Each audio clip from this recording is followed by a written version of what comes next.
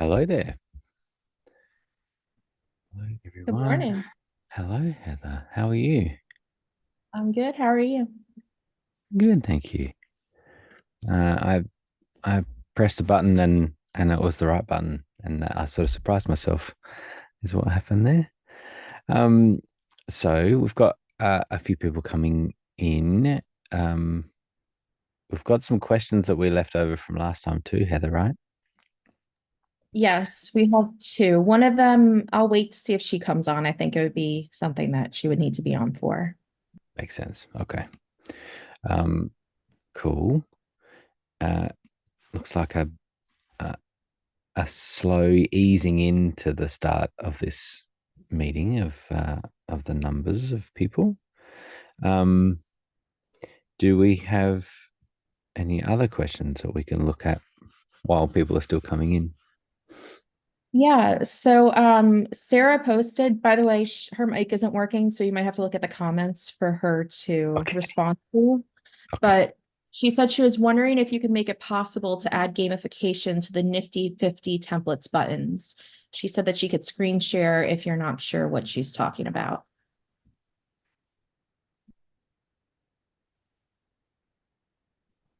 Okay. Sure. Yeah, you could screen share and then vigorously move your mouse at things that you want me to take notice of. I just enabled the screen sharing outside of the host. Okay. There we go. So it should work now.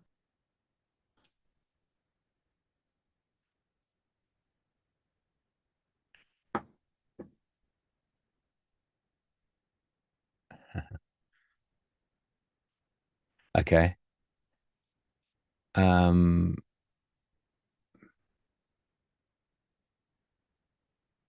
as in up in that menu. Um, that's interesting. So probably what we're looking at is the difference between uh, normal buttons that you create on the dashboard versus the different pages or functions that you create in that menu. Um, and let me look at this one. Um,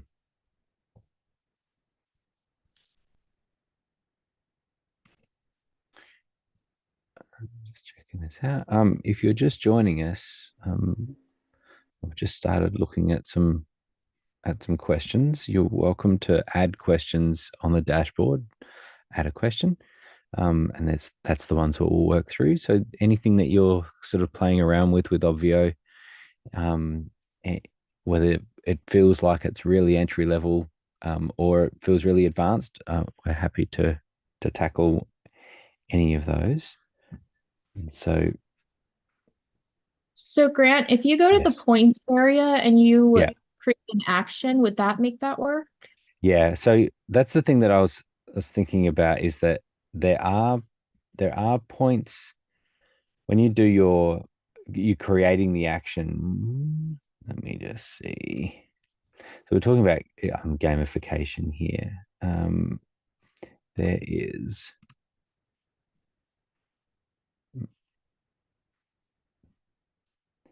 there is an action for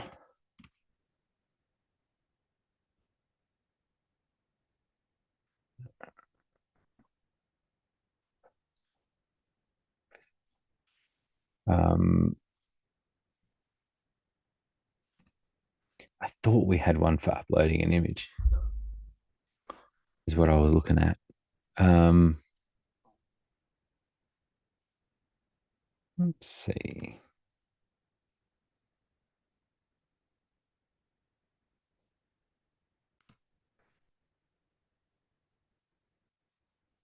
So I'm guessing, Sarah, that you're wanting the when you select the buttons at the top of those menus that they're getting points. The difference, yeah, the difference is actually going to the page versus clicking the button. in that instance is different. Um, and so you can create a button press action, but you can in those ones those buttons you can't assign an action to clicking the button, but to going to the page. Um, and those ones are like visiting the leaderboard, visiting speakers, visiting sponsors. So if you renamed sponsors to graduates, then they would get points when they visit the sponsors page, which is what it's called. Um, but the and also the leaderboard, they would get points to that as well. So when they go to when they visit the leaderboard, they would you can assign points to that. Um, so it's really just the upload image, um, which I thought we had one for that. Custom download visit. But we don't. Um, uh, You could wait. create a new one because if you go to the image entries, then you can Yes, choose the action as I for was it. just about to look at. Thank Sorry, you, Heather. Grant. No, no, no, no. Thank you, honestly, because um, I was like, way to give a tricky question right up front. Well, I'm still waking up. Um, that was what I was just thinking about. Is yeah, you can create a new action, and then when you're in the upload image section, image. Okay. Yeah, Sarah, if you scroll down underneath speakers, a couple down where it says image entries, click on that. And then you can click on the image waterfall settings. There we go.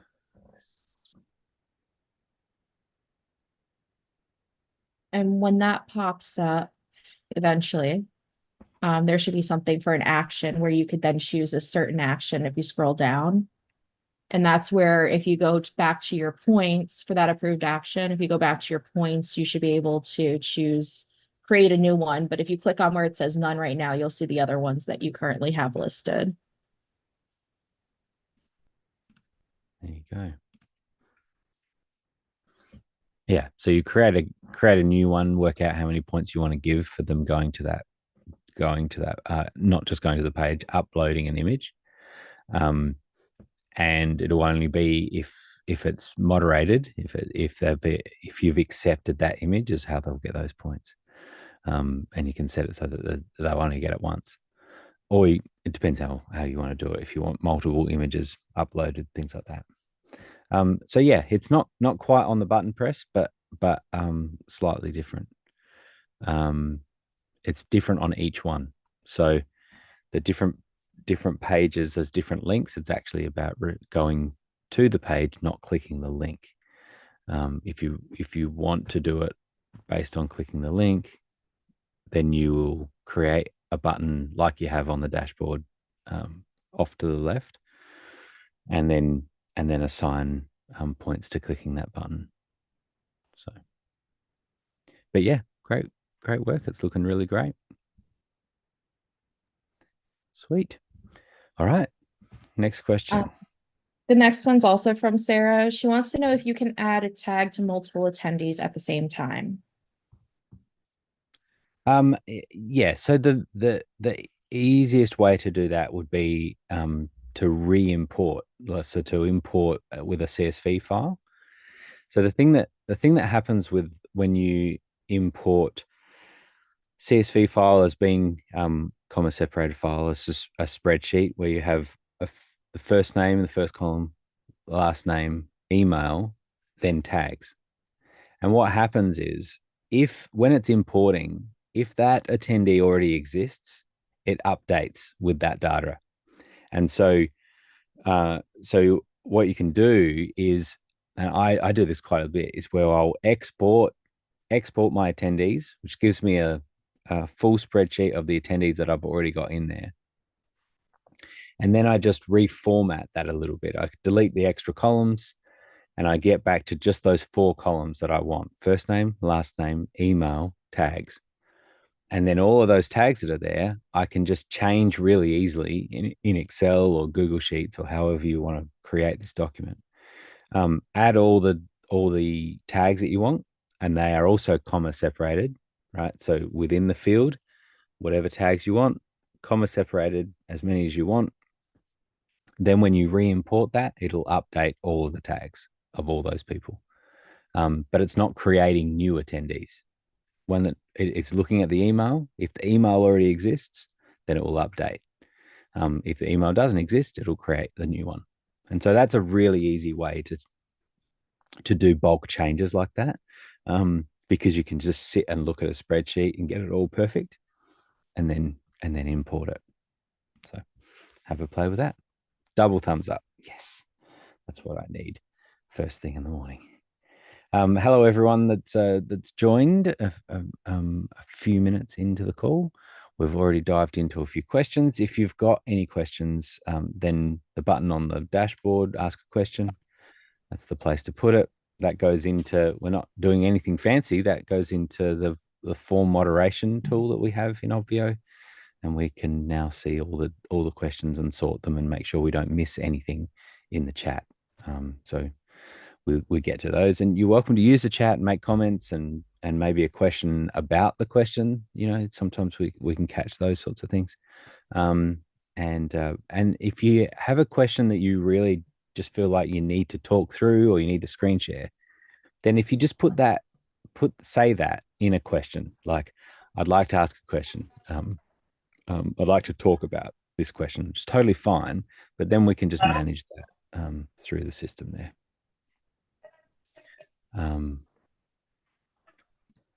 So what's the next question? Thank you. The next one, so Tamara has a few questions in preparation for her July 3-day event.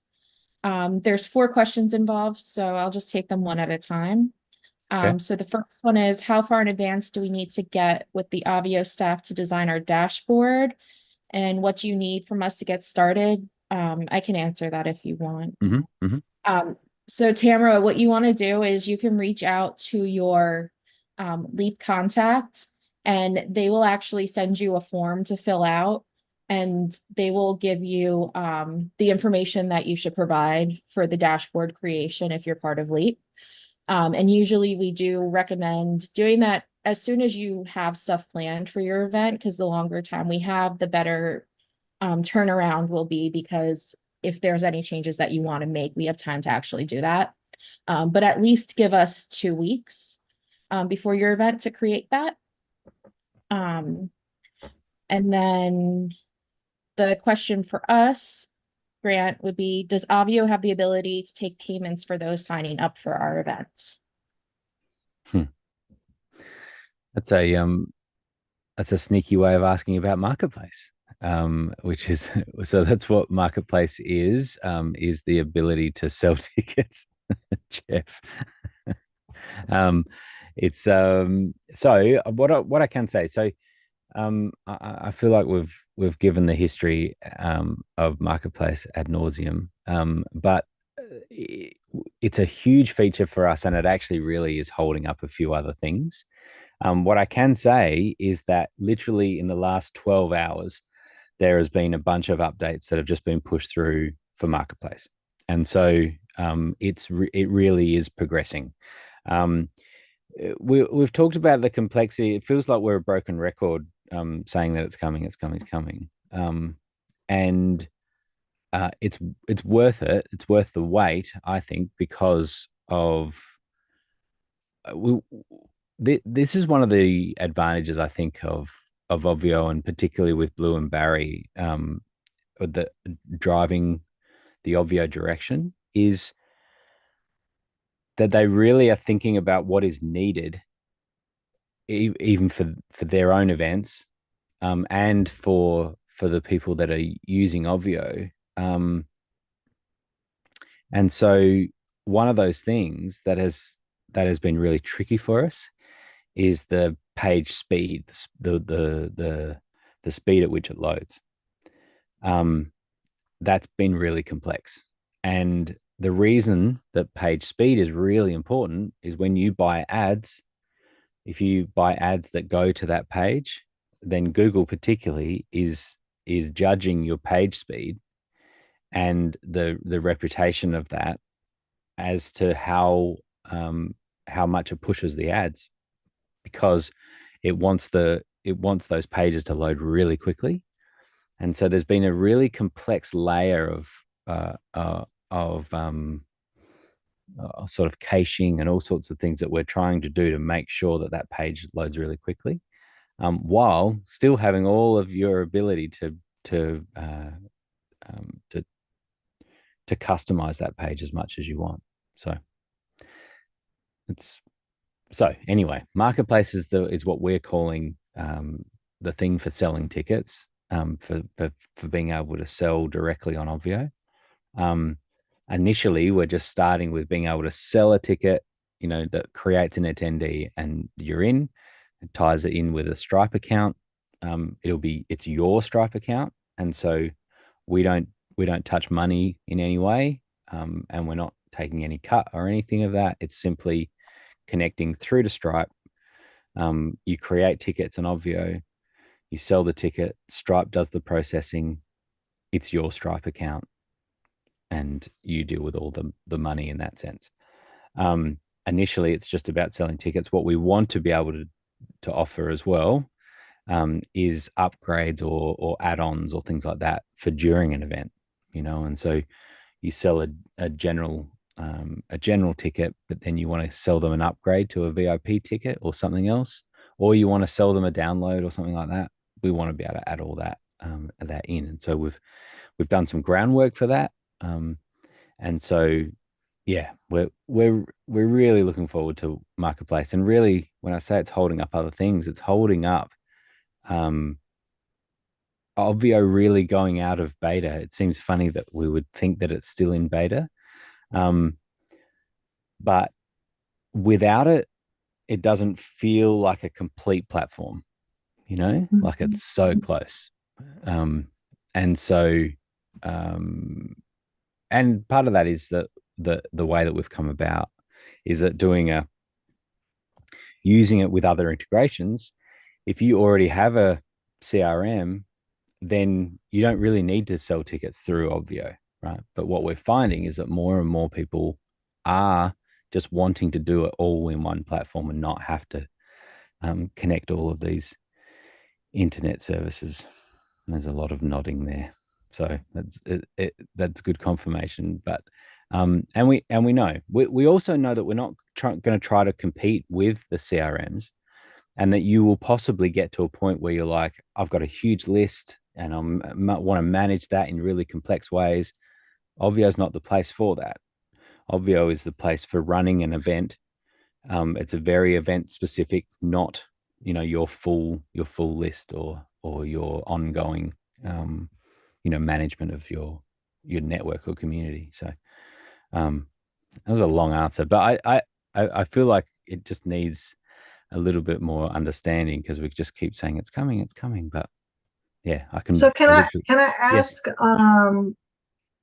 as a follow-up to that, we would need to use our ClickFunnels funnel for selling our for ticket? now, Yeah. yeah, um, something like that. There's any number of systems that you Yeah, can I mean use. that's what we're going to be doing Sure, we're yeah, doing ClickFunnels. you totally can, and then you can connect ClickFunnels with Obvio so that when Okay. someone signs up, it it will create the attendee, and it will push back the login URL, the magic link from Ovio, can go back to ClickFunnels so that you can send your emails out of ClickFunnels if you wish. And some people have uh, some ways of doing that manages that well, but you can also simplify that where you don't have to connect selling to Ovio. You can have particularly if it's a smaller number of attendees, you can just manage that somewhat manually. Mhm. Particularly if you don't need to give people access to the dashboard days ahead. and they just need it, a few hours before your event. You can literally sell all of your tickets in whatever service you want. You then take an export of that, import it into Obvio, and send the login URL from Obvio. So that you can send the emails from Obvio, and you can make that really easy. So for some people that can work, but that way you're not bound to just one particular selling service. For So when we some, get ready to build our dashboard with Mhm. Avio, we can work through all that at the same time, right? Sure can. Yep. Okay. Yep. Yep. And before you get All to good. the next question, I wanted to ask, I don't know if you notice the name listed on our profile is my husband's name, but Mm, his first name is Bill in all lowercase, and our mm. last name is in all uppercase. It's always that way every time we join a LEAP meeting. I don't know. How can we get that corrected? I don't know who to talk to about that. It's Yeah. just always wrong. Fair enough. And so I thought since I have Mine's opportunity to in That's talk all to somebody, caps. Yep, mine's in all caps, so it just looks like I'm yelling at people. So you're only yeah, half right. yelling, which Yeah, is kind of right. nice. I wish I was as calm as you on the front end. well, um, Jeff's Jeff's name used to just be in title case, but we found that he was constantly yelling, and asking us about features and marketplace, and so we were just like purposely changed it to uppercase. No, so in Fairly this accurate. in this case, what's happened somewhere along the line of in a form that's been filled out the first time that it was, and it's possibly in Keep, right? So Keep manages a bunch of our stuff for these Ovio calls and also for the Leap calls, and so Mhm. it's likely that it's incorrect there, and then every time it just keeps keeping it that way. But we can get it changed, Heather. We could make a note to send That would be um, good. send back through to the Leap guys and have it changed in Keep and Leap. And and my last question that I don't know if Heather was going to address it is part of the LEAP program is we have a pre-brief, I think is what they call it, session before our event. How far in advance we need to schedule that, and what all do we need to do before that? Yeah, so that is very Leap specific, and these calls are just about Obvio Okay, and I just wanted to know who include I should you're just reach out to the LEAP support for that, I exactly guess. 100%. All right, Yeah, and for people good. for some people, and the reason that I say this is that we have Obvio users that have nothing to do with Leap. Um, Yeah. not a lot, but we have some, right? And so there's some people here that often don't even know what Leap is about, Yeah, and so we're just focusing in on what I Obvio is. appreciate that. Yeah, All right, no thanks problems, for all your help. no problems at all. All right, next question. Yes. Sorry, one moment. I was fixing her name, so I have to go back to the forms. Where am I? So I was so confused because there's a Tamra, there's two Tamras, right? Um, there is a anyway.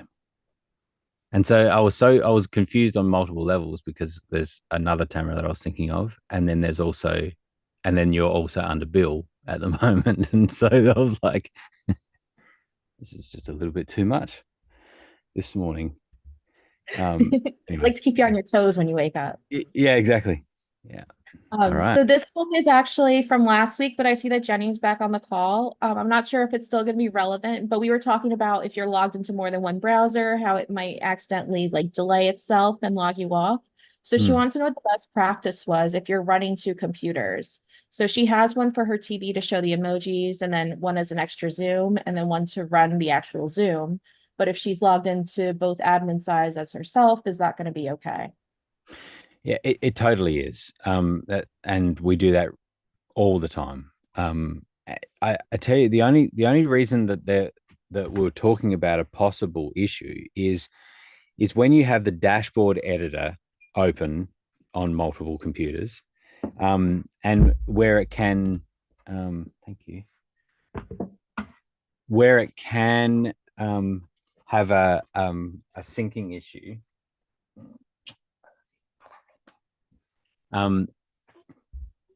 It can have a syncing issue between the two, the two browsers that are open, and so this is much better than it used to be, because we had a real problem where it wasn't updating. I mean, it wasn't designed to, right? It wasn't designed to, where you could, if two people entered the page at the same time, how it appeared at the start, when it first loaded, is how it would stay. And if someone made a change elsewhere, it wouldn't update, and then they would lose that change when you go and save the page. So we now have updates that are pushing through. So someone makes a change, it pushes, and you can now see. I'm just talking about the editor, the dashboard editor. And so that's our only concern, is that data syncing is always a really challenging thing on any service. Is always two-way data syncing. There's always the potential for conflicts. And so if you have two people that are editing the exact same thing at the exact same time, someone's going to win. It's called a race condition. Someone's going to win, someone's not. And something's going to get out of sync. When you have two pages, dashboard pages open, and the same editor open at the same time, then that's where it could get a bit confused, because you've got that editor open and you're changing it on one and trying to update it on another. So when you're talking about, you want to have someone on an emoji page, and you want to have someone on an attendee page, and you want someone doing something else, someone's doing a dashboard editor, and then someone's doing something else in the admin, 100% fine. Works totally fine. So just to reiterate, the only issue is when you're on the dashboard editor, and potentially even the same module is what is open and trying to edit, and that's where it can get out of sync. It's best not to have multiple people doing the dashboard editor at the exact same time. That's best practice. Cool. Was there a second part to that question? No. Okay. The next one's from Linda. She says, what do you recommend for a teleprompter? I would like something that I can use when traveling if possible. Also, what would be best for microphones? Something like what you and Barry use on stage is what I was considering for my events. Okay. Muddy, you still around? Talk about the teleprompters. Oh yeah, sweet. You able to I'm chat happy through to them? take a stab if that's helpful, Grant. Of course, yeah. As far as traveling, so normally I would recommend the Elgato prompter. I have that, and then I also have one by Glide Gear. Elgato does not fold up flat. It's going to stay in a cube shape. So it would be terrible to travel with, right? Like that would be a suitcase itself, a miniature suitcase, or kind of, you think of the old school luggage makeup case is what that would have to fit in. It's going to be, you're going to be traveling with a cube. So that's not ideal. But Glide Gear is a company that makes one. And actually, if you send me a chat, I'll be back to the studio in a few minutes. I'll send you the model number of mine. But that folds flat, and so I've brought that in a carry-on suitcase before, and it works really nice. You do need a tablet to, like an iPad. I always use an iPad to pop into that. But the nice thing about it is it folds flat, and so it's really made for travel. It's made to be portable. And we have one in our company that we send out on rentals all the time, and we can ship it to people, which is really convenient. So I want to say it's a TMP. Muddy was here; he would rattle off the model number, but that's another option. He is here. TMP 100. There Is you that something- go. I see, saving the day. Yeah, so that's awesome. Thank you, Jeff. And the the level of detail that we get is awesome when you're thinking about, oh, you might be able to just do this one, but actually this one might be better. Muddy, you want to add to it? Look at him madly trying to show off some things.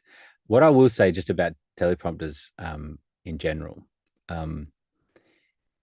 is there's two things we think about with teleprompters. One is having notes, right? Like having script that you're looking at. And the other thing is having people's faces. And so it's worth considering both of those. Um, I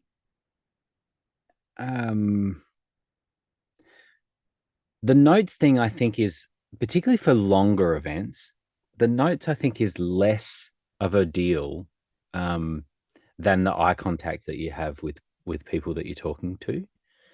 Um, I think it's because you'll see that I always think about what are we trying to achieve, and how are we trying to get back to human interaction? Like what's the thing that we're trying to remove a layer that's keeping us apart or separating us in some way. And so the idea of having the teleprompter is like I'm not losing eye contact. Um, but there is a little bit when you're reading, and you see it with newsreaders, and we're used to it all the time. It's kind of this glazed look, when they're kind of reading. And the way that we have teleprompters, even these smaller ones in these setups, the closer that they are, the more that your eyes are moving, even a little bit, and surprisingly how obvious that is. In new setups, the cameras are really far away and they have big teleprompters, and so the amount that their eyes are moving is not very much, but it still is this glazed look. And so I guess I'm going into a whole direction that you didn't ask about. Um, but I'm particularly intrigued by what happens for us on a subconscious level or a lower brain level when we're having human interaction like this. And it's really fascinating to me because the way that we can focus in on people's eyes and know whether they're looking at us or not, looking at the camera or not, um, is just automatic. And I've noticed this. I'm taking more notice of it, of how amazing our eyesight is, that we can pick from 100 feet, 200 feet away whether someone's looking at us or not. When we're driving past people in cars, and you see them and you lock onto and you know whether they're looking at you or not as they're driving past at 70 mile an hour. You know whether people are looking at you or not. Like, you can see their pupils. How is that? Like, there's something tremendous going on in our brains that just is totally automatic. So then how does that translate when we've got all of this technology in between us? And what's the best way? What's the way of us getting as much of that out of the way as possible? And I imagine that's what you're trying to do. You're trying to have a setup where you're looking in the right direction and you're engaging with people as best as you possibly can. And so I support that idea of trying to do that, but there is a risk of overcomplicating your setup, that you then right that you're then fighting a technology and you're constantly thinking about, I've got this in the wrong place and now the iPad's not showing the right thing because I've got to get the iPad to work, and that's got to sync with the right screen. If that's not working, then my teleprompter's not working, and my teleprompter's working but I've got the wrong notes on there, and now people start to see that I'm losing my train of thought because I've got the wrong notes. I'm looking at the wrong thing, and this snowballs very, very quickly. And the thing that works all the time is printed notes on a piece of paper. you know, and I'm all for digital, right? But if there's something that it's like, what's the backup strategy? What's the failover strategy? Is that if something breaks and that stops working, are you completely lost and you don't know where you're going? If so, if you have a piece of paper right in front of you, then you're all good. You can go back to that. Anyway, as I said, you didn't ask about any of this, but I just caution it. Where I find that it does work really nicely, and Muddy can talk to this more as well, is seeing people's faces. So the active speaker in Zoom, having that where you're looking at the person that you're talking to, is really handy, particularly when you're doing laser coaching or you're kind of doing that back and forth with someone, and you're able to just maintain the focus on them. But I really love diving into this because I'm super passionate about us doing these sorts of events online because of the reach that we have, but also the intimacy that we have. It's so different what we get here, that you can do laser coaching where, and that term, I'm sure most people are familiar with that, but just having someone come up and you do a quick coaching session with them in front of everyone. I think it's better when we do it online like this, because people often just feel like they're just talking with you and that there's some other people that might be listening in. But that's very different to pulling them up on stage in front of people in a room. And that's a massive advantage, to be able to do this and connect with you. Everyone has a front row seat, that idea. Everyone's all connected like that. So anyway, we should get back to your question. Muddy, did you have more to add on that? Just a little bit, and Linda, I saw your question in the Facebook group as well, and I posted the video. I think you saw the video that I recorded showing this Elgato, and in fact, in that video, I also showed the teleprompter that Jeff is referencing, and showed actually how it kind of collapses, and so and talked about a couple of the use cases. I also saw your follow-up question, which is that you have been, if I remember correctly, you said you've basically just been using the built-in webcam on your laptop. And if you use an external teleprompter, does that mean you'll need an external camera? And yes and no, not necessarily, although the teleprompter that Jeff is referencing and the teleprompter that the Elgato prompter both really work best with an external webcam or an external camera of some sort. You can use your phone. Both of them come with kind of a tray on the back that you could use your phone as the camera. But everything that Grant is saying is accurate, because it's all adding complexity and adding layers between you and the audience. And the last thing I wanted to show is that there are some teleprompters that work with a phone as your screen. They're very small. The one that I'm thinking of is called the Padcaster Parrot, and it uses your phone as the teleprompter screen. So it's a very small teleprompter. And so, but it begs the question, what are you using as the teleprompter screen? And what are you what are you using as your camera, right? That you're looking through. And if you want something small enough that your phone becomes the display to read text on, you'll either need a second phone or something else to put behind it. So just wanted to bring in a couple other factors to your question, and ultimately, the solution, my wife is a real estate broker and records videos every week, and oftentimes she'll have a flip chart right behind the laptop with her notes taped to, so that it's still kind of in her eye line. She doesn't need to look down to it, but it's the reason on Saturday Night Live and they hold up cue cards, right? Like, as Grant's saying, the old school way is sometimes the most tried and true and least complex way to help you make sure you have your bullet points while still kind of being present. So, and I've got to jump, but thanks for the opportunity to share. Thank you, Marty. That's awesome. So that's teleprompter. The thing that the second part of your question was about audio, which incidentally I think is the most important thing, apart from internet, apart from your connection, the sound is the most important because it's how people really connect.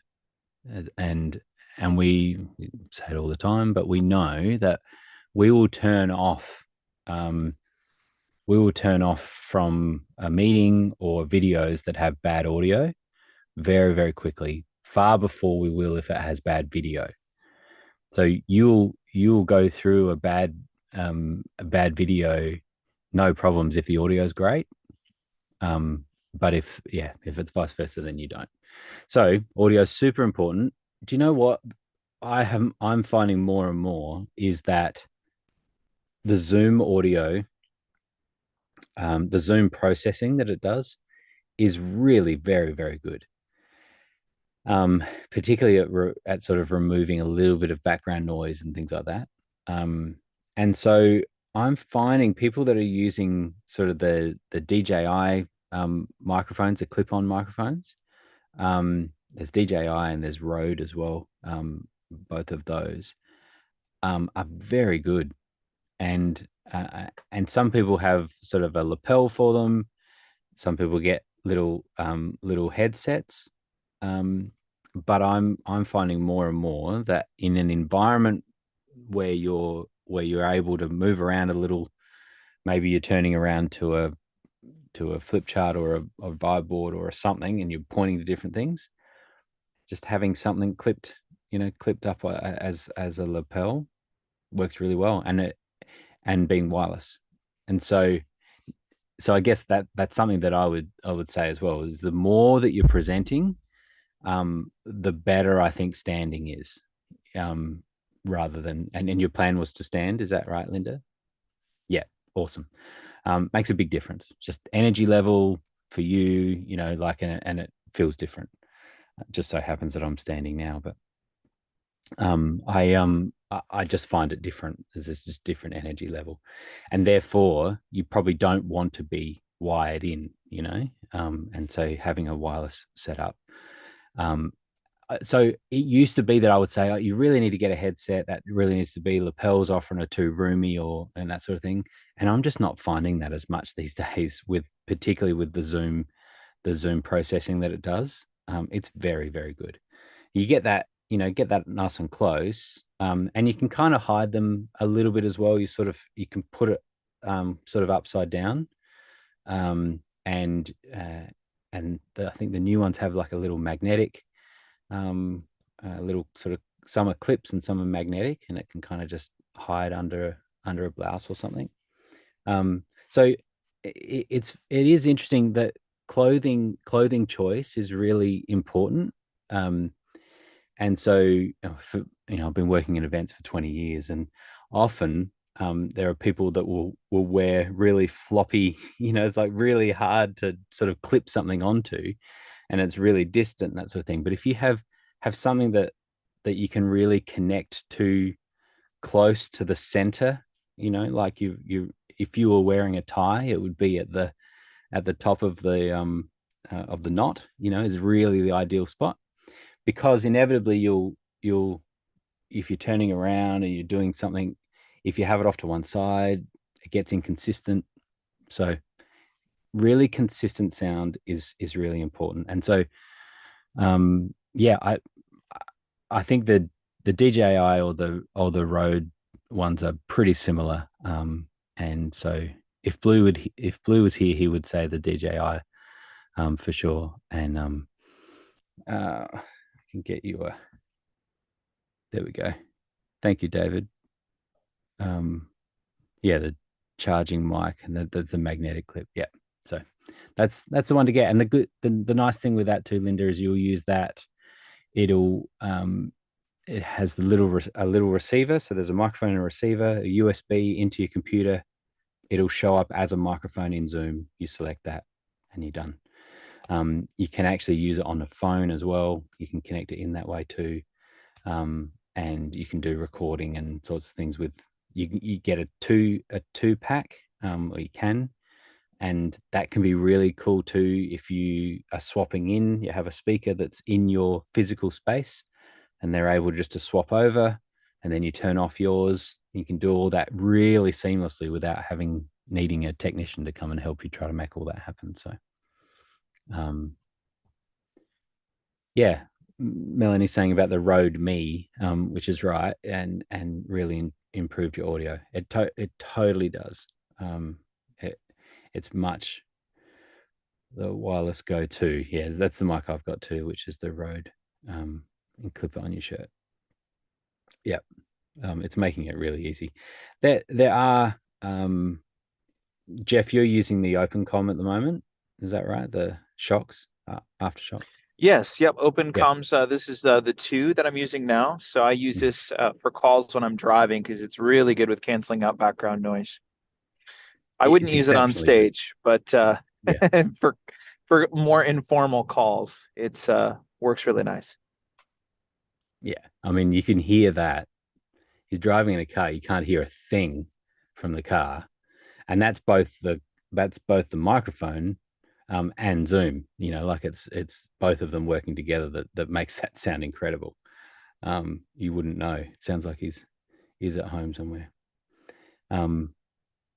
That one's called the Shocks OpenCom 2.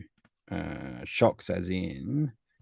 Yes, and I have the one that comes with it comes with a USB plug that you can put in your computer. I highly recommend that. So there's Right. two ways this one connects that I'm wearing now. One is via Bluetooth on the phone, which is how I'm connecting to Zoom.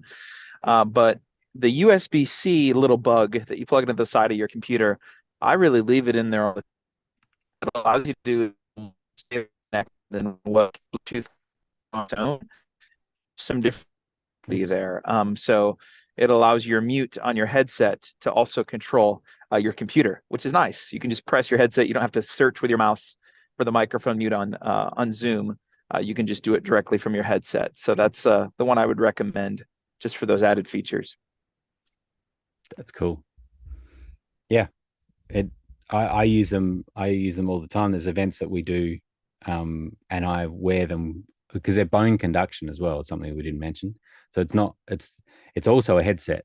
Is what we're saying too. It's not just a microphone, but Jeff's hearing me through his skull at the moment. Um, so it just sits in front of your ears and vibrates on your bone, of your skull, which is really amazing because it means that your ears are open. So it's very safe while driving. Jeff, well done for that. You can hear emergency services very easily around you. You can hear people beeping you when you're driving too I like slowly. the situational awareness for someone who works in production too. Sometimes you'll put a second set of earbuds with the program, whatever's happening live, and then you'll have this on as well. So even if I Exactly. have to monitor audio, I can plug in some earbuds to another source and still hear whoever is on my comms. If anybody out there uses Unity Com or Space Comms, that's just it's kind of like a walkie-talkie, right? For events, you've seen Blue and Barry with the headsets on, perhaps. I use this for that because it allows me to hear everything around me in the studio. So someone comes and whispers in my ear, I can hear them just as clear as the program. I don't have to take something off or pull something out. 100%. Look at that. We're just selling products today. That's awesome. All right. You're happy, Linda? Awesome. All right. Next question. Anrik wants to know if there's any updates on certificates. There is. Similarly, there was some updates in the last 12 hours of that. And basically we're releasing it next week. So it's all very, very close. So next week it'll it'll go live. Awesome. Making a note there. Yep. Okay. Yeah. Next. Robin wants to know how can she set up a members hub? Well, not on Obvio. So, yeah, I mean, some people have done some things that are like it, but really, we have focused in on Obvio about the event. It's really for during the event, or event based. So, in the sense that it can be before your event and after your event, that dashboard is always active, right? And so, while while you have an active subscription with Obvio, all of your dashboards are available to anyone, and it doesn't matter about the start and end time of your event. That only affects using Zoom. And so I have some events where I've got some of the recordings from the event are all available on the dashboard, and people can go back to that same dashboard link and they can access all the recordings. So to me, that is event based still, even though it's 6 months later, they're able to go back and access that recording, but it was still that event. It's kind of a time capsule of like this is the event. Member hubs, the idea of member hubs and kind of that larger managing of a network, of a community, of ongoing engagement, multiple events, tying them into other things that are happening. That is something that Ovio doesn't do, and that there are services that do that particularly well, and it's normally tied to those sorts of CRMs, that are designed for managing your customer relationship management. Like it's doing that. So That, Yep. that's what I was actually thinking, and I should have asked that on a different call. But now that you're saying all this, like, could I just, because my program's 10 months, could I technically put the recordings like there would be 10 different recordings. Could I technically put that in one dashboard and just add them to it as we go? yes, you can. I didn't even think Yep. of that. Thank you, There's Grant. nothing. Yes, there's nothing stopping you doing that. And like this call that we're doing, as in the weekly updates, we use the same dashboard. It's the same link. I choose to live stream to YouTube for ease of the recording process. So when I live stream out, I literally, the first thing that I do once the live stream starts is I add it to the playlist, and there's a playlist that's embedded on the dashboard as well. And now this is already in the playlist. Anyone that comes back to the dashboard during the week will see this recording sitting there. Now, I'm not suggesting that. It's a little bit different because this is kind of a public call anyway. And so it's not like, you haven't got paid members and things. So it's a bit different. But the idea that people are just coming back to the same dashboard is so totally possible. You just want to think about what are those extra features that you would want to do in building that community and building that network, and think about how you're connecting the people together, and what are some of those features that might serve them well between your events or between your interaction points. What is it that you would like to have? And that's where other services would help. Is there like a limit as to how many recordings I could put on the dashboard? No? Oh, No, and that no, kind of simplifies it. no, there really isn't. And actually it's all just an organization limit, really. It's like how you want to organize it. You can have as many blog posts as you want. The more that you have, the slower the page would start to load, and the more complex and longer the page gets. Wow. But you might find that you can do some playlists or things that manages that a little bit easier or something. So, but there's things like Searchy. Searchy is a great service. I was just using it again yesterday, where I was all of Blue's onboarding videos are all there, and so I just searched for a word, and I was able to find exactly where that was in those videos to look at a particular feature across multiple videos. So that's really cool. that now you've got this single place that you can, you can play with, and search for things. So yeah, have a think about it. But there's Perfect. lots Thank you. there's lots of weird and wonderful ways that people are Yeah. using Obvio, that have found, like Jeff particularly, when he was talking all about, when he's talked about how he runs meetings, like one-on-one meetings through Obvio, and has these really cool processes for using Obvio in that way. Certainly wasn't what it was designed for, but there's no problems with using it that way. In the same way, you might find that you can kind of have a pseudo members hub running on a dashboard, and all power Will to that you. if there's a lot of videos on there, you said it would slow it down. Would that interfere with anybody joining the stage when it was time for a new Not one? not really. No. No, and you would just play with it and see. Generally what will happen is that the page will progressively load, right? So it gets all the structure, and then the videos start loading, but that wouldn't prevent you from clicking any buttons or clicking the join the main stage buttons or things like that. So you'd be fine. Cool. Yep. Thank you. You're welcome. What's next? The next one's from Onric. He wants to know if you have any Zoom tricks to help with various Zoom windows to always show up on the same screen in the same place. For instance, he has 5 screens attached to his Mac Studio. So he'll have like one for attendees, one for ATEM, one for the browser, but every time he starts a new Zoom, all the windows have to be removed and resized. Do you have any tricks on that? Um,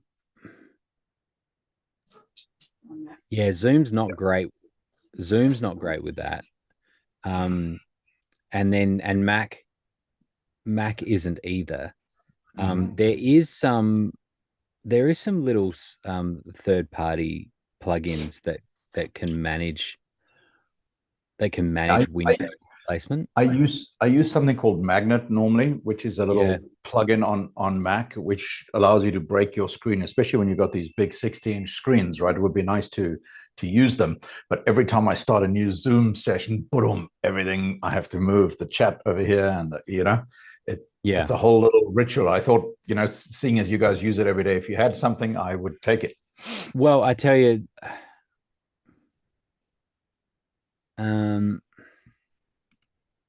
what I can't remember. Um, Something to explore is Zoom Rooms, is the conference room system. And we use that. I use it quite a lot. What it can do, this is the conference room system. What it does is it runs up to 3 displays, and it just takes over those screens. And what it means is that you can have a gallery view across all 3 screens, meaning that it's spread across. So instead of only being able to see one gallery view of 49, you can now see 147 managed across all 3 of those screens. It's really nice. Now, That is and then nice. Yeah, I mean, what I'm and doing at the moment, I have separate computers for that. So I have a separate right, computer that logs in, that shows up that screen, that screen. I mean, it's like 25 minutes in the morning just to come on a Zoom call and ask a question yeah, to get this all up and running. I'm I know. loving the little my Q&A thing, by the way. Yeah, good. I haven't done a whole big thing on, making it transparent, all that kind of stuff, but I have a screen up there that has all the questions, and then I can pop this one up, very, very simple, and just operate it literally right from here from my iPad, and Yeah, literally just bring the next question in, and up it yeah, pops. Good job. Really, really nice. Very yeah. helpful. It does work well. Yeah. Yeah. Yeah. No, Um, a lot of it. have have a look at Zoom Rooms. The Right. My only hesitation is that we get it included in our enterprise plan, and so we can have as many Zoom Rooms as we want. And what I haven't sort of worked out is there is I don't know whether it's not really a free version, but there is something about a home version, because you know there was the Facebook portals and the there was these devices that you could run Zoom on. They would all use this kind of it's a Zoom room, but you didn't need a license to make it work. Um, I'll make a note actually to have a bit more of a look into that, because it could be that the huge advantage of it is that you can manage it with an iPad, and so now you don't have to touch a mouse. You want to say, hey, I want this person pinned to this screen. Click, click, like tap, tap on an iPad and bang, there it is. Or now I want, the screen share to be there and the gallery view to be there and things like that. So there are some cool ways of managing it that way. But the game changer really is being able to have a gallery view spread across multiple screens. And I just did one on the weekend where I brought that back into a green room environment where my all the stakeholders for the event were sitting, and they now had a really nice gallery view of a meeting that they're not even in. They could see that because I was able to pull that back in. There's a bunch of NDI things you can do. There's some pretty cool things. The other thing I just flag in there as well is to keep an eye on Zoom Tiles. Zoom Tiles is a new, in fact, zoomtiles.com. No, that's not it. Zoom tile must be tile. Yeah, this is a new little app coming out that's from the same people as Zoom OSC and Zoom ISO, and it's a really cool gallery view customizer. Sure, it's called. Let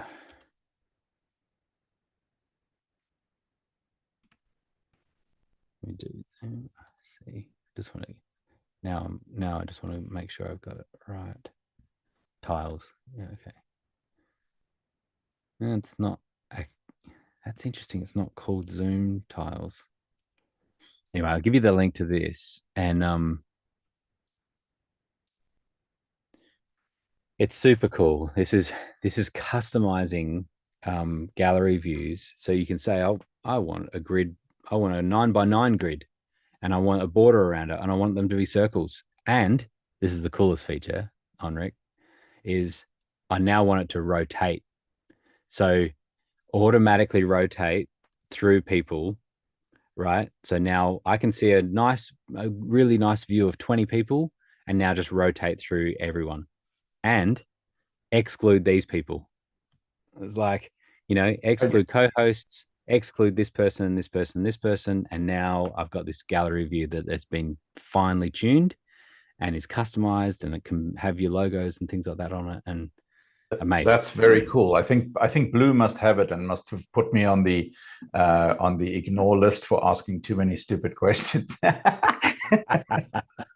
He's like, yeah, anybody but him. Quick, move on. It's like, oh, this is weird. I never see Henrik in the gallery view. It's really, really weird. I don't know why.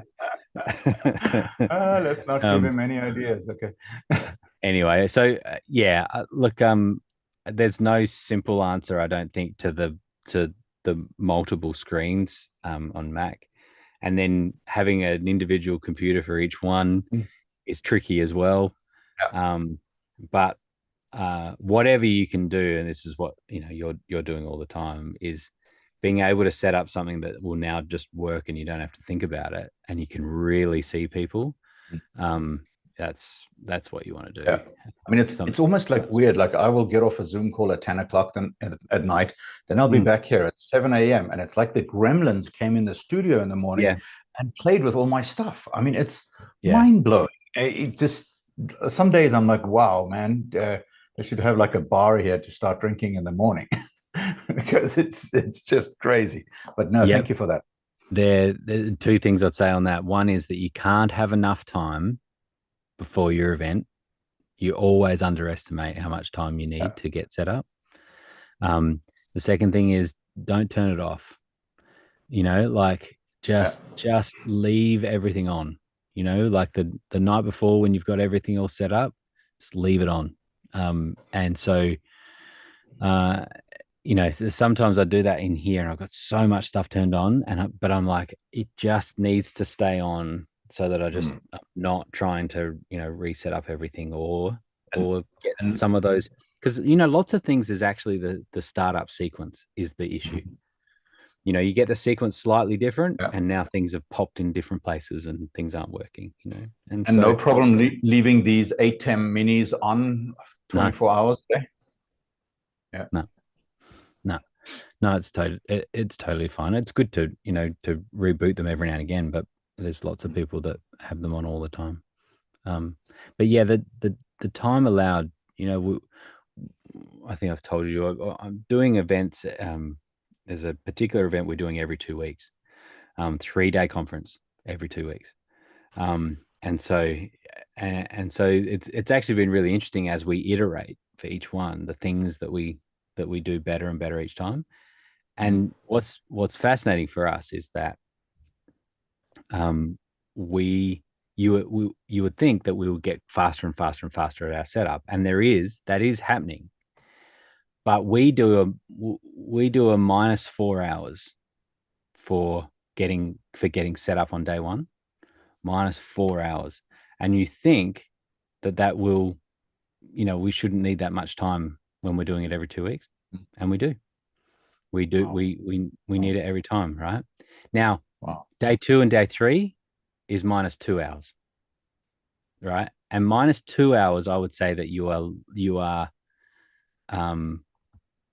I think anything less is putting too much stress on yourself, because generally what we find is the first hour is just getting all the tech sorted out.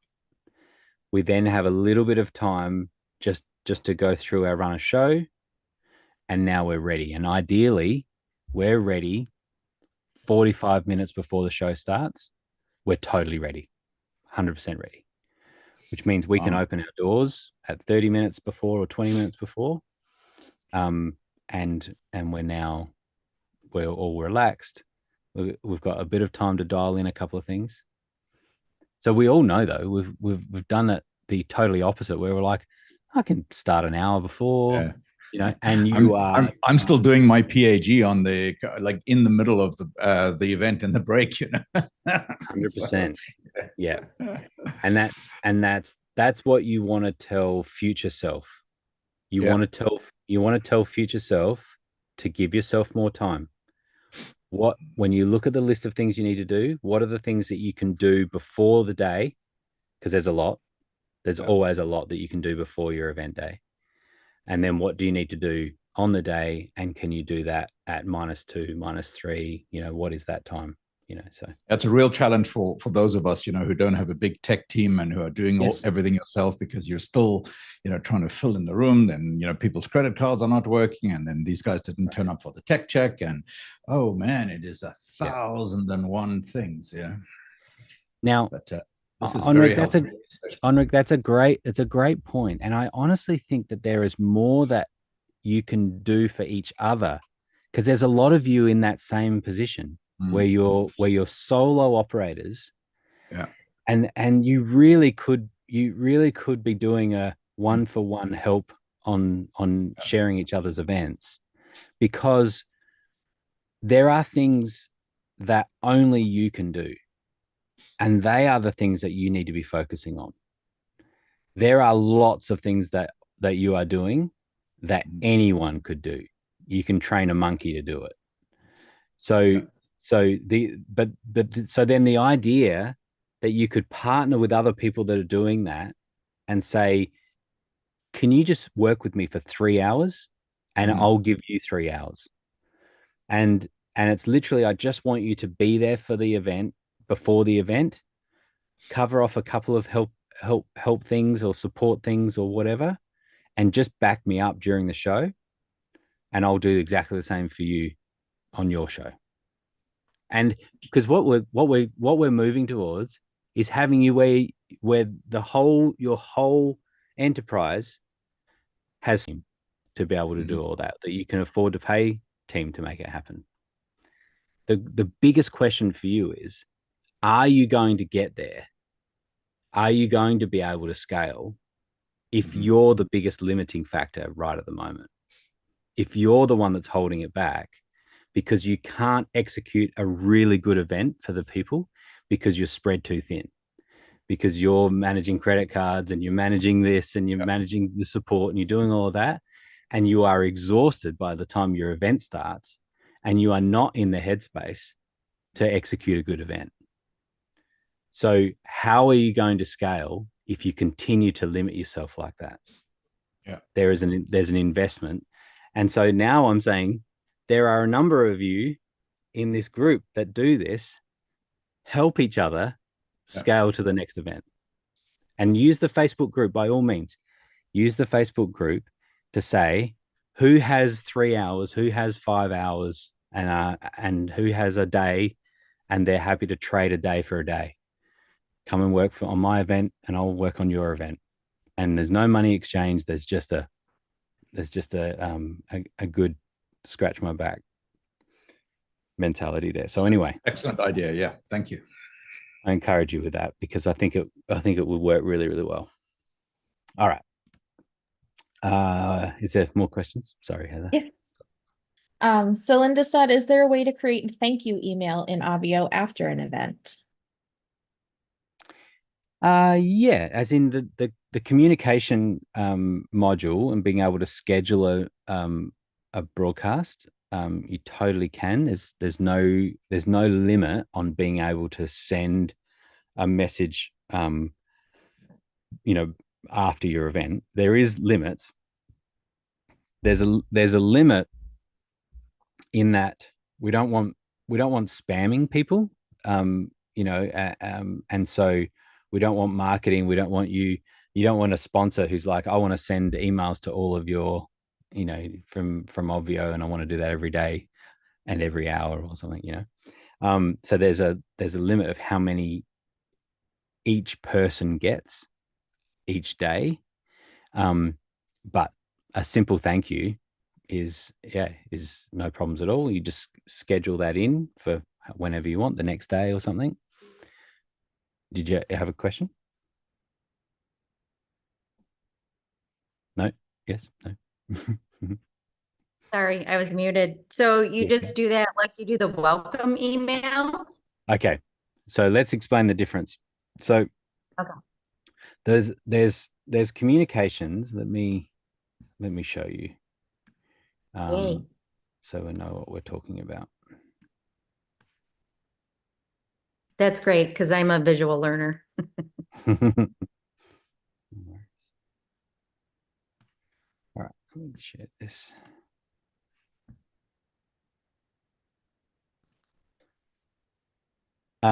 So there are two key functions. One is broadcasts and one is welcome email. The broadcast is specifically for scheduling an email to go out at a particular time to a particular group of people if you want to. Right? So it's very, very powerful in being able to filter who you send it to. You can say, I only want to send this to my VIPs, or only one of the things that you've got here is checked in or not checked in. Checked in is people that have, if you haven't got tech check turned on, and checked in is people that have gone to the dashboard. So they've at least once clicked the link and gone to the dashboard. They're checked in. If they have never been to the dashboard yet, that means they certainly have not gone to Zoom because they can't. They have to go through the dashboard. You can schedule specifically for people that have not yet checked in. You can schedule an email potentially like 5 minutes into your show. Hey, we've started and we're missing you. We haven't got you here yet. That type of reminder, right? Okay. You can filter that, and then you're saying, when do I want it to send, and you lock in exactly when you want it to send, and then you just do your email here, and you would include the login URL like that, that'll be the link for them to get to the dashboard. Okay, great. Thank you. Yep.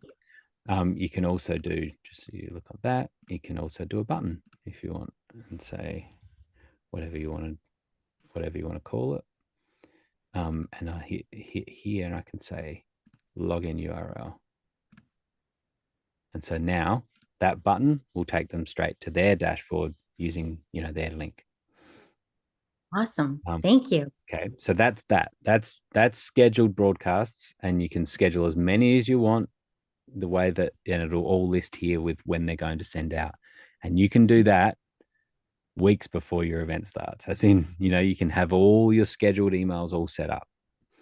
One of the things I've just started doing on that every 2 week event, we've got a team that are accessing different things, and so I first of all I sent a team email with their login, as in their login link, magic link.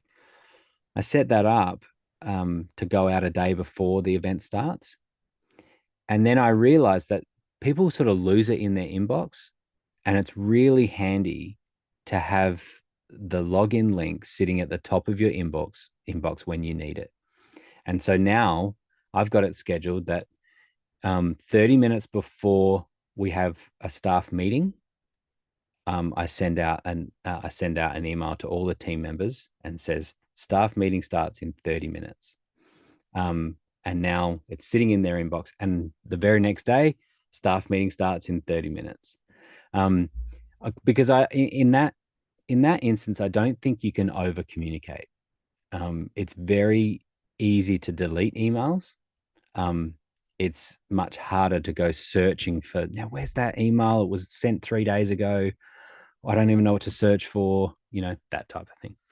So being able to schedule those at exactly the time you want them to go out is awesome.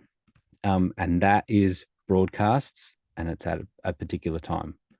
Welcome email is a specific feature that is sent when an attendee is added to Obvio.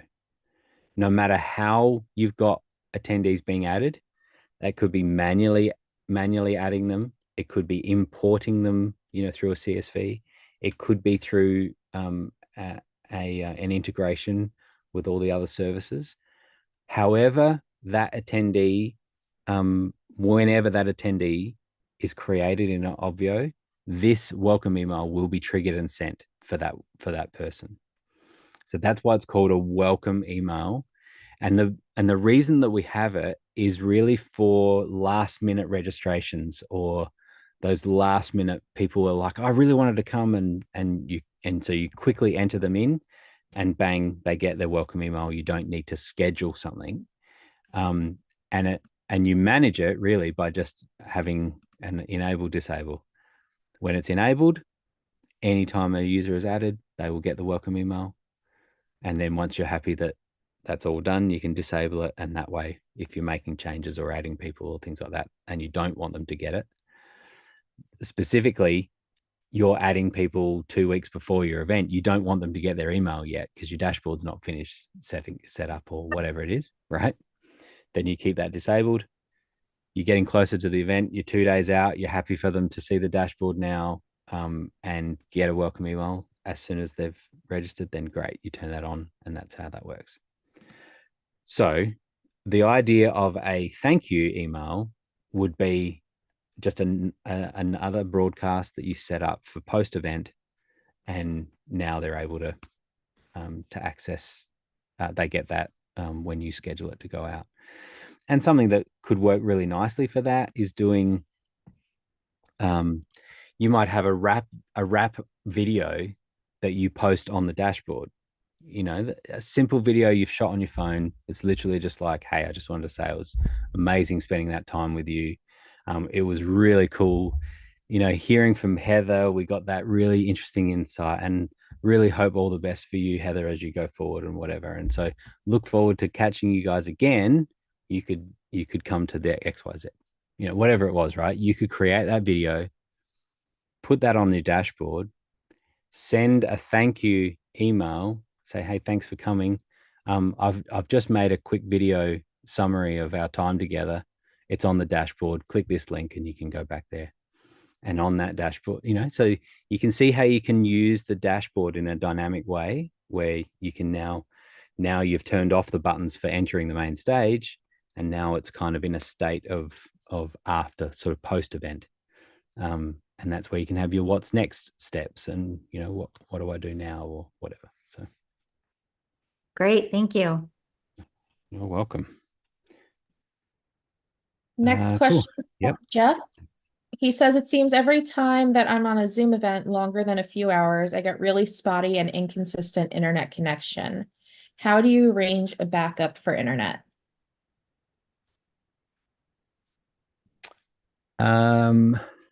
Is Jeff still here? Yeah, it's Jeff Tucker. Yeah, Jeff Tucker. Great. I'm just Hey, really Jeff. noisy, right? So No gonna worries. keep All you on good. mute. All good, dude. No problems. Yeah. So there's lots of different ways. Lots of different ways to handle this. The fact that after a few hours, that shouldn't change. So if something's happening over time, then there's an inconsistency somewhere. And I would guess that it's less likely to be the internet connection and more likely to be the computer, or something's going on where the computer's getting hotter, or it's, and so now it's slowing down. And when the processor's working too hard, then everything starts to slow down, including the processing of your video, right? And so that's more likely to be the issue and not the internet itself. So if that's the case, I would experiment with doing things like minimizing what is actually happening on your machine. Like if you can just have Zoom running and then have another machine where you've got if you've got a bunch of other things you need to have open, and whether it's PowerPoints and whatever, you can have all sorts of different things on a separate computer or a separate device, and just have one device that all it's doing is Zoom, and see if you notice a difference. I was wondering if it was a hardware issue. Because Right. of that, I've had internet tech guys come out with my signal, and everything seems to be fine. And I was wondering if it was my hardware. I'm running on a gaming laptop right now, which I thought Right. would be suitable, but I'm starting to think I might need maybe like a desktop sort of situation with ample RAM to facilitate events. Yeah, it's a tricky thing where often the newer hardware and cheaper, like it doesn't have to be a full gaming rig. You the new architecture and the way that they've created these setups for handling particularly like live video on these really cheap computers is often better than a slightly older gaming machine. Like and that's what we're starting to see. But I would just experiment a little bit and just see what happens there. I'd make sure that you're on an Ethernet connection to your internet, so that you're connected via cable and not Wi-Fi.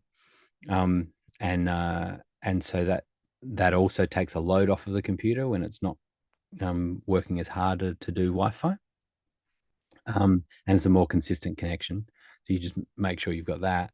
And then just have a look at the computer and turn off a bunch of things that might be, you can have file sharing systems, Dropbox and OneDrive and Google Drive and all these things that might be installed and running in the background. And Oh, things dude, like I'm that. a nerd. I always have a zillion tabs open, and I got to get out of that app.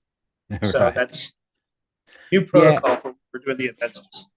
Well, yeah, and you might just find that you can have a separate computer that is just doing Zoom, and then have your other computer you want to have a million tabs open and doing a whole bunch of things, go for it.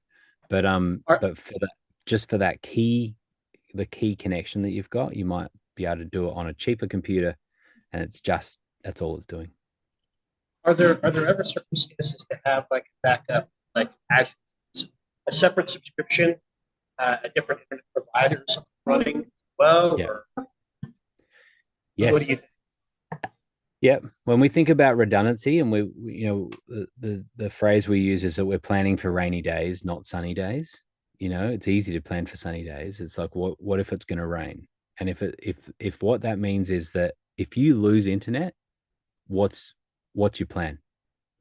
If the internet goes down, what's your plan? And so having a secondary connection, and sometimes tertiary connection is really important. Now, Is there for most is there a most best people, way? Is there a best yeah, practice about that? most I mean, people most people will use their phone as their backup, which you totally can do, right? Now, the um, often when we're thinking about the rainy days, if we take this analogy where we're like, the difference between we're not expecting rain, if it rains, then we have an umbrella or we have a marquee, we have a tent we're going to put up over our stuff, right? Now here's where it gets specific. What is the turnaround time to go from not having any rain coverage to having some rain coverage? And when you're thinking of the risk assessment, what you're saying is, do we need to never have any downtime? Which means we're setting up our tents and having our umbrellas. Everything is already done. Even though the sun's shining, if it rains, we don't have to do anything and everything works. Now, it's rare in our events that we have to have zero downtime. Often what we can have is a little bit of downtime, and it's okay. And that little bit of downtime might be 20 seconds, 30 seconds while your connection switches over to a backup connection. And Zoom is actually particularly good. Some services are not, but Zoom is actually very good at changing from one service to another, and changing over quite quickly, and there not being much of a downtime. Now, what I'm talking about there is having two connections connected to your computer, and it's possible to do that. And you can even have your phone. Your phone could be the secondary connection, and it can be connected by a cable, and it's connected straight to your computer, and it's just there ready. And sometimes all you need is to pull that Ethernet cable out of your primary connection, and now it just switches over to the phone, and away you go. And that could be all you need to do. And so if you just test that theory, that you're just ready, you've got a little procedure in place that my internet's gone down. Okay, I now jump over to this. Now, I would also suggest that you think about that from a power point of view as well, right? So if you lose power, what's your backup? What's your plan? And the plan just needs to be, and it could be as simple as, I'm going to join the Zoom meeting from my phone, but I have the link ready on my phone, like I know where to go. I lose power, everything goes down, and I grab my phone and I'm now on it and I can reconnect with people. I'm really glad you said that, Brent, because I've never had an issue until last year and a half, and it was with Tony Robbins World Summit in Graziosi. I mean, there's times where all of a sudden I'm like several hours out of the loop for whatever reason. Repairs getting on from Xfinity itself outside or whatever. And in the back of my mind, I put myself in the host's shoes and I'm like, oh, like what is the solution? What do I do? So I'm glad you provided some solutions here to think about and kind of get ready. Yeah. And the backup power when I consider. So thank you. Yeah, and these are things that are worth considering. And with all redundancy plans, you can go stupid, and you can just get yourself, going down rabbit holes that you just like, it's never going to happen. But having a basic plan is really good. The other thing I just throw out there as you're thinking about backups is, sometimes just having a programmatic backup plan, meaning, if you drop off of Zoom, there is someone who is ready to jump in and just take over the meeting. And it could be as simple as you've got someone who's ready to just say, "Oh, hey, we've lost Heather, and so I'm sure we'll get her back soon. We're going to take the opportunity to have a 10-minute break now. So let's just take a 10-minute break, guys. Or hey, we're gonna take this opportunity now. Let's go back into breakout rooms, and have a discussion, and we'll pull you back once we've got Heather back online. Like like it's a really great strategy for where people don't feel like, oh, what's going on, and I don't know what's happening, and it's just like, okay, yep, something's going on. And could that be We're all okay. facilitated by one of the team members, like an admin or something? Somebody 100%. else I have on. Okay. 100%. And that's what you want. You want someone off site. You want someone somewhere different. They're in another state. They're in another country for us, and it's like they just are able to take over and say, okay, this has happened now. We're going to go into breakout rooms and have a chat amongst yourselves, and we'll send you some updates when we know what's going on. As Becky and I are working on launching our first events, I'm noticing she and I both share this history of transformation training. One of the things we do is we donate a lot of time and service. This is a physical training. We donate our time and service to new students coming through, and they have a thing called grounding, where we go through and there may be a dozen jobs. Someone's going up markers, someone's running a microphone, whatever. Everybody's drilled on all of the jobs together, and I've been contemplating maybe putting together a little grounding manual, so to speak, for the AV guy. When I say this is where the music cues, just like Barry had suggested, but also if internet fails, maybe now that I'm saying this is how you say what you say. This is where we go. I'm going to get back up when I can. Just try to get as many of those little check marks across. So I appreciate it, man. Thank you so much. No problems. Yeah, and honestly, you're asking all the right questions, and it's a really fascinating discussion. You think about what is your redundancy plan, and also what's your teamwork, strategy. How does the team work together? And I often think about like have you seen the difference? How much time have we got? How many questions have we got? We still got a couple. One. Oh, I just want to see if I can find this quickly because I love this analogy. Let me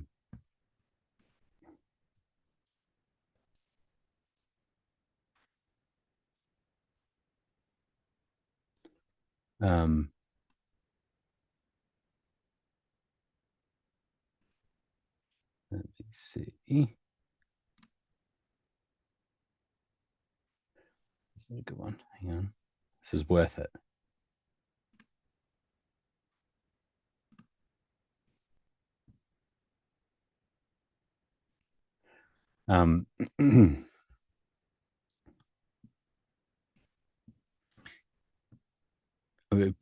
People use this teamwork analogy all the time, but when you look at it's an amazing analogy for teamwork in knowing this is my task, this is all I have to do, and I'm focused on it. And as long as I do my task, I hand off to the next person, and it works perfectly. And I know that the stark reality is for most of us, you are the one man, pit crew, and you are doing it all, and you're tripping over yourself all the time, right? And so how do you get to that next level of not necessarily having a 10-person team, but how do you just get to that 2-person? Like what's the thing that you would do if you just had one more person? And then you start thinking about 3 or 4 or 5 or 6. And I think there really is, as I was saying before, I think there is a real opportunity to help each other in that, and be the pit crew for the teams for the events that we run. So it's worth exploring. All right. Sorry for that little thing, but isn't it a cool analogy? Isn't it amazing to see it like that? Linda, you're saying you're a visual learner. Hopefully that was that's helpful to actually see, back in the 70s when they've just got people literally tripping over each other because they're doing too many jobs. All right. What do we got? Heather? So the last one's from Linda. She said, "What's a good external camera?" She has to show all the products that she's using and sometimes needs to demonstrate. Yeah, okay. So there's a couple of different ways of doing it. Sometimes the easiest way is to have a phone that's connected to Zoom directly, right? So it's not connected to your computer in any way. It's just running Zoom on the phone, and you disconnect it from audio, so don't have audio running through it. There's an option when you on the phone you can leave audio, and so you're disconnected from audio and it's just the camera. And now think about, there's all sorts of funky phone holders, and there's some really cool little clips, and like um, there's phone holders that can go in any sort of combination, and that could be like a little, like setting it up as a over the shoulder view, or something that you're holding, even so that you can go around the product or whatever it is. And now you can just spotlight that camera view, that in Zoom. You're still talking through your audio setup. You don't have to change that. And you're simply just spotlighting another input in Okay. there. And so you can stop the video when you're not using it, start the video, and away you go. So that's a really easy way to do it. And of course, you can have as many of them as you want. There are other ways when you have multiple cameras, and you can have an ATEM switcher or something where you can switch between cameras, and but yeah, you don't have to go down that line. You can switch in Zoom as well. Are you on a Mac or a PC? On your Mac. computer? Mac. Okay. So, and you've got an iPhone? Yep. No, Yeah. I have a No. Google phone, but I have a gimbal that I could put my phone on for Right. demonstration. Yeah. I think I was just going down the line that you can, with an iPhone, you can switch it in Zoom and you can switch to the camera. But I actually prefer the way where they're always seeing you, because you could spotlight yourself as well and add the spotlight of your camera. And now you've got both. You've got your view of you, and you've got the view of your product. um and that way you can look at the camera, and there's this and this and this, and you're looking back at the camera. And it's just really smooth. It's not jarring to go from one camera to another, to another, to another. You've just got them both there. Um that that can work really well. So Great idea. yeah, that's probably the way that I do it. And so then just think about power, and so your phone doesn't go flat. And whether you connect to Wi-Fi or whether you're using cellular data, you could play around with that and just see which one's working better and that sort of thing. So Great. Thank you. you're welcome. All right. So last question. That's all. That's it. Wow. Look at that. Even with my my soapbox about teamwork, we've still managed to go early. So let me just double check on a couple of things. Is Onric still here, or he had to go? Yeah, okay. Um,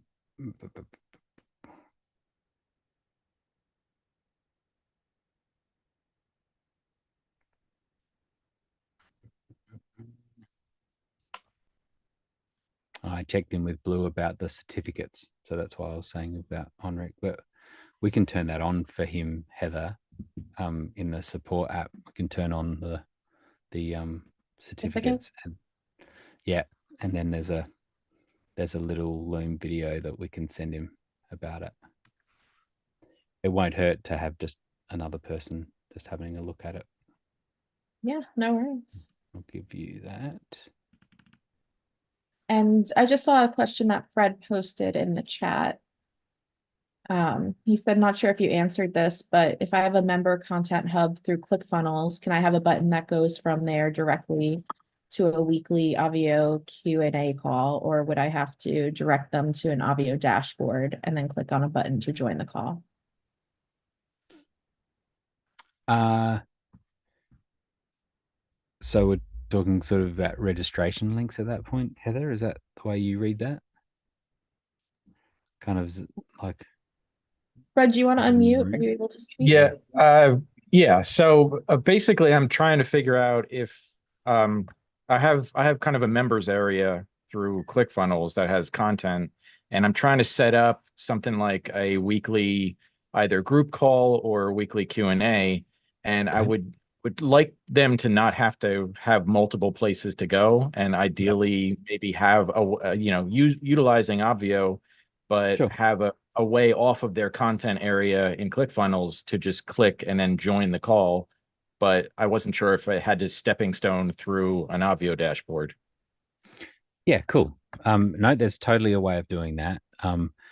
We, I keep saying I wish we had a slightly different term for this, but we call it a registration link, which is really, it's really like a backstage, or a stage door, like it takes you straight to the Zoom meeting, and um, not through to the dashboard. And so, You call that a registration link? yeah, I'll show you here. I'm just trying to, I've got too many windows open and I can't work out which one I'm sharing. Here we go.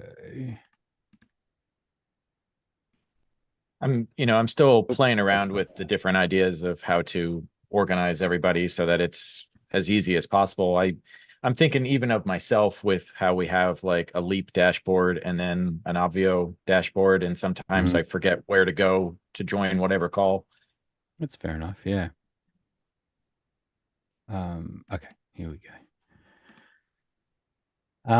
So in the Zoom areas, the Zoom area section, wherever you have yours, if we were to look at a particular area, um, there's registration enabled.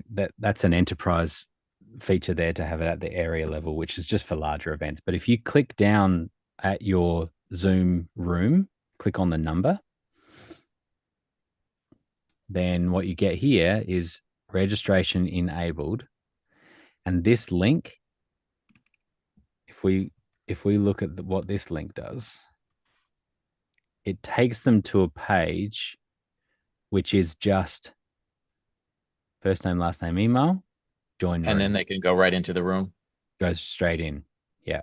Okay. Yeah, I like that. And so Now, that link that you just used to get to this page, I could put that off of a button on my other content hub, and it would bring them correct.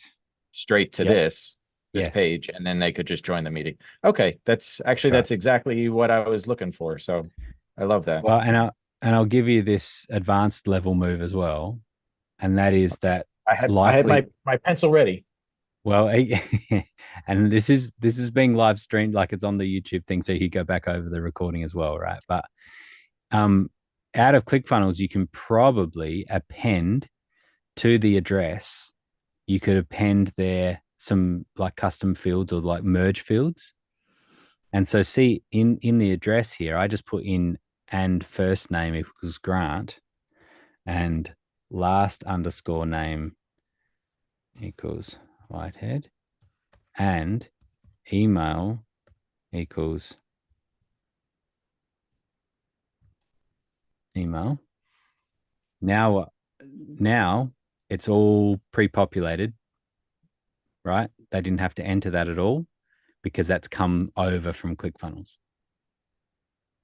Did I Okay, lose? Have I that lost you? is that's I not completely. So is that something that I would have to um put What you'll into each Yeah, individual person's link? I would have to no, type that in, or not quite. So in ClickFunnels, there'll be a way of doing like a merge field where instead of putting Grant, what you would have is some sort of merge field that would be their first name, something like that. And I'm not I'm not familiar exactly with how ClickFunnels does it, but it would be something like this, where like mail merge, you kind of would do in Word or something, right? Where you're pulling in some data, and you just have to have a placeholder for it. That's what this would Right. be. And Okay. in ClickFunnels, you'll have something where there'll be a way of saying that type of scenario where ClickFunnels, when you go to click on the button, it will merge the data of the individual, the logged in individual, and will pass that through to this link, and now it will pre-populate, and all they do is hit join. Okay. That's exactly what I was looking to find out. And I got the confirmation on your side. I have people that work with ClickFunnels that I'm sure will know how to do all this Yeah, stuff. they totally, And then, they totally will, because it's common practice to hand off that type of data to another service, so that it's already, so like you wanting to sell them on something else out on another service, and you want to right. pass that information to it, then you're able to send it across, and they don't need to enter that data. And so then you do just have a couple of options where you can put in extra detail here that will appear if you want. It appears up here, and so you can have whatever you want, right? But you can have thank you for coming here or whatever. And Enter your, and I would be able to customize that page. You can. Yep. So So it that doesn't, it wouldn't say Obvio. I could put my correct. branding or something on it. Okay. Correct. Yeah, and it's the same. It's the same sort of across these different pages, right? So, I logged myself out, but what that's looking at is it's a common theme for your page and for your login pages and things like that. And so when you change out your logos and backgrounds and colors and all of that, it'll be this, it's consistent across the login page, the sign up page, and the room registration page. Okay. All right, great. Yep. So you can highly customize that. Yeah, I think we've done something like that with sometimes when I jump on a call with Team Tony, we we get a link and it brings us right to that kind of sign in page, and then we just jump on the call. Exactly. So there's no dashboard involved. Okay. Yep. Awesome. That was perfect. That was exactly what I was looking for. Great. Good answer. Good answer. Yeah, that's right. I'm glad we had the right answer. Often saying, well, not quite yet. I haven't quite got that, but we do have that. So that's good. All right. Is that it, Heather? We're all cleared out of them. We're all clear. All right. Well, thank you, everyone. And we'll do this again. I'm still toying with trying to do another, like do a morning call or a call that works a bit better for our European friends. And so I'm still sort of working that out. But the federal holiday threw me a bit this week. So there you go. So thank you. Join us again at least next Wednesday at 5 p.m. Eastern. And then you can catch us at help@obv.io if you've got any other questions. And also in the Facebook group. I might try to start some discussion about people helping each other in the Facebook group, and we'll see if that might be able to work. So, all right. Thanks, everyone. Bye-bye.